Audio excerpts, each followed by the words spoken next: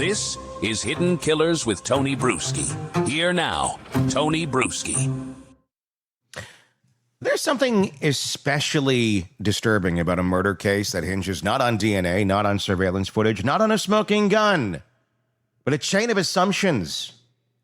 The state of Utah versus Kouri Richins has always been one of those cases from the very beginning. Prosecutors told the public that Kouri, a real estate agent and mother of three, unalived her husband, Eric Richins, by slipping a fatal dose of fentanyl into his drink. But they didn't say that they had the fentanyl. They didn't say they had the pills or the confession or a witness who saw the act. What they had was a theory, and a theory just got punched in the face by their own witness. Let's start there, shall we? Wait a second, Tony, this sounds different than most of the story you've talked about. Yeah, it does. It does, because things change. People change. Things move around. So it's always good to keep an open mind and roll with the punches. I don't know where I'm rolling in this story yet, but let's roll together and see where we land. In October of 25, Kouri's defense team filed two blistering motions, one to reconsider bail and another to compel what they say is exculpatory evidence the prosecution has been sitting on for months. At the center of this procedural earthquake is a man named Robert Crozier, who the state previously identified as the supplier of the fentanyl used in the unaliving. I hate using that word, but I'd like you to see the video. According to the state, Crozier sold the drugs to Kouri's housekeeper, Carmen Lauber, who then passed them along to Kouri. It's a clean little pipeline on paper until Crozier changed his story. In a sworn affidavit filed with the court on October 2nd, Crozier says flat out, "I did not sell that drug to Carmen Lauber. I sold her Oxy." He claims that when he was first interviewed by investigators in 23, he was detoxing in jail and barely remembers what he said. Months later, in April 25, prosecutors from the Summit County Attorney's Office circled back and asked him again. Crozier says he told them the same thing. It wasn't fentanyl. And he's sure of it now. But according to the defense, the state never told them about that April meeting. It took 1.5 years in jail and a mountain of evidence before this recantation came to light. And now it's here. And it could be potentially devastating. If the state cannot place fentanyl in the hands of Kouri Richins, the defense writes, the state has no case. That's not hyperbole. That's not spin. That's a fact. Because if Lauber didn't receive the fentanyl from Crozier, then the entire testimony collapses. And if the state's only tie between Kouri and the drug is based on a chain that now looks imaginary, then all they have left is speculation. And there's a lot of speculation in this case. Let's be crystal clear. The state has no physical fentanyl pills tied to Kouri. No, none were found. None were tested. None were logged. No transactional trail. No forensic residue. What they have are statements. Statements from Lauber. Statements from Crozier. Statements that now don't match. Doesn't look good when you're trying to prosecute a case. Now, that doesn't mean that this just sets her free or that she has nothing to do with this, by any means. Not at all. But it's a crack. Or more like a sinkhole. That's why you got to make sure all your T's are crossed and your I's are dotted and your case is solid. The prosecution, for their part, has not publicly responded as of our recording here. In court, they have a 14-day window to answer the motions. And when they do, they'll likely argue that the case is not solely dependent on this one transaction. They'll say that Kouri may have obtained fentanyl elsewhere, possibly from a handyman, as hinted in earlier filings. They'll lean on motive, the insurance policies, the financial pressure, the alleged poisoning attempt a month earlier on Valentine's Day. But what they cannot sidestep is that their primary link between Kouri and the murder weapon just broke apart on the record. That's not good. Hope those other links are pretty damn strong. And they might be. You can't look at this case and go, nothing suspicious here. There's a lot of suspicious here. There's a lot of reasons Kouri Richins is behind bars at this moment in time. It doesn't look good. And if it's just a big string of really horrible decisions by one woman that look really questionable because she has no sense of others and how they're going to view her, most narcissists have none of that. And who knows if she is? But again, it just feels like every damn case leads to that. So let's for a moment play the game that she is. She's not going to see it. It's not going to see that actions do look horrible. But again, narcissism doesn't mean you're a murderer either.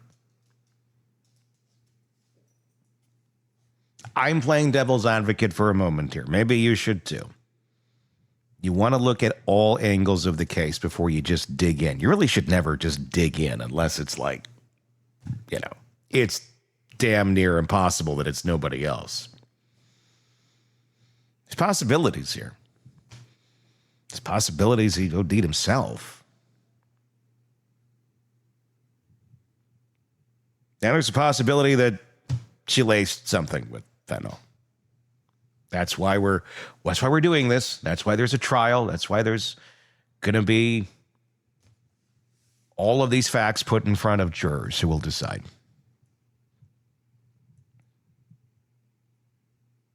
The defense says prosecutors have known since April about all this. Again, not good. You got to play by the rules, and if you have exculpatory evidence, you got to put it out there. And it may not be exculpatory. You may think it might be, but you got to throw it out there.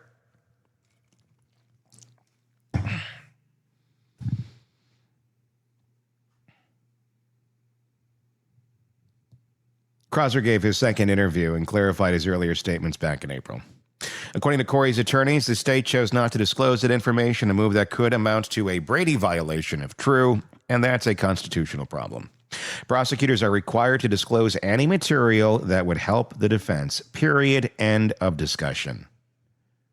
I don't care if you like her, you hate her, this is how you have to play the game.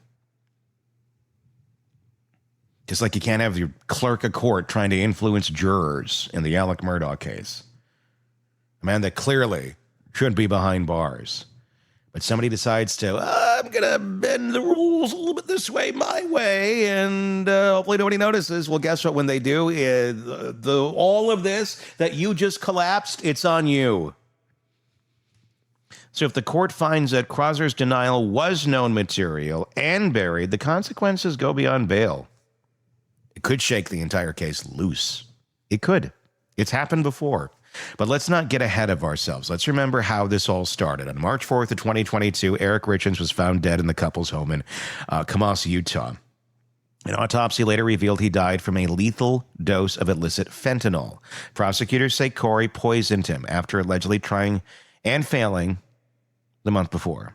She then bizarrely published a children's book about grief and loss, allegedly painting herself as a widow trying to help her children cope, all while secretly facing mounting evidence and eventually criminal charges. The optics are brutal, but optics don't convict people. Evidence does. And the evidence is where this case gets fragile. The prosecution's entire timeline assumes that Kouri intentionally administered fentanyl, acquired it illicitly, and covered her tracks. But if you remove the how from that story, if you remove the supply trail, it suddenly becomes a lot harder to prove premeditated murder. And now, thanks to Crozier, that how is full of holes. Worse yet for the state, there's a growing perception that they're drowning the defense in evidence. 11 terabytes of data, according to Kouri's team. A digital avalanche. Well, that's not unusual in high-profile murder cases. What is unusual is that the judge himself recently directed the prosecution to clean it up. Organize the files, label the exhibits, stop overwhelming the defense with raw, unstructured data. That directive came before Crozier's affidavit dropped. Now it looks even more like the prosecution is scrambling to protect a case that's coming apart at the seams. So where does this leave Kouri? Still in jail, still fighting. This is her third attempt at bail, and it may be her strongest. Her attorneys are now arguing that the state's primary theory of the case is no longer viable, and that keeping her locked up based on faulty, possibly suppressed information is not just unjust, it's unconstitutional. And the trial, still set for February 23rd at 26. Jury selection beginning February 10th. That date hasn't moved. And in the reality of things, it's not far away. It's like 4 months. I know, scary to think of, right? If this motion gains traction, if the court finds even a shred of credibility in the defense's claims of suppression or mishandling, it could upend that timeline entirely. We're not talking about a technicality. We're talking about the fundamental question at the heart of the American legal system. Can the government prove it? And if it can't, does it get to bluff, to bury interviews, to rely on assumptions? The bigger lesson here isn't about whether Kouri Richins is guilty or innocent. That question will be decided in court by a jury after every piece of evidence is aired and challenged. The real point, the one that should matter to everyone, is this. When you build a murder case on a certain witness, you better be sure those links don't snap. Because the courtroom doesn't care how much you think something looks bad. It only cares whether you can prove it. And right now, the state can't prove where the fentanyl came from. At least not out here in the ether. That's not a technical problem. That's the whole case. If you're looking for a murderess, prove the murder. If you're looking for a supplier, prove the supply. But if you're relying on the man who now under oath says that he sold someone oxy, not fentanyl, you're not in a murder trial territory anymore. You're in a land of wishful thinking, and that doesn't hold up under cross. So the question now is not just what happens next, it's whether this case, as it's currently built, should proceed at all without a serious reset. Because if you don't just lose a witness, you lose the narrative. And when you lose a narrative, the jury starts to wonder what else the state got wrong. This case is unraveling, slowly, publicly, one affidavit at a time. And no matter how it ends, this much is clear. Somewhere between ambition and overreach, the story of Kouri Richins stopped being simple and started being suspect. Tell me your thoughts. Is she guilty? Is she innocent? Is this just, wow, this guy coming out and saying that now? Pure dumb luck for Kouri. What do you think? Let me know in the comments section on YouTube. If you're not already there, search Hidden Killers with Tony Brueski, and you'll find us there. Do the same search wherever you're downloading podcasts to find us where you're getting podcasts, and press subscribe on any platform so you don't miss any of our coverage. I'm Tony Brueski. We'll talk again real soon. Want more on this case and others? Then press subscribe now and don't miss a moment of true crime coverage from Tony Brueski and the Hidden Killers podcast.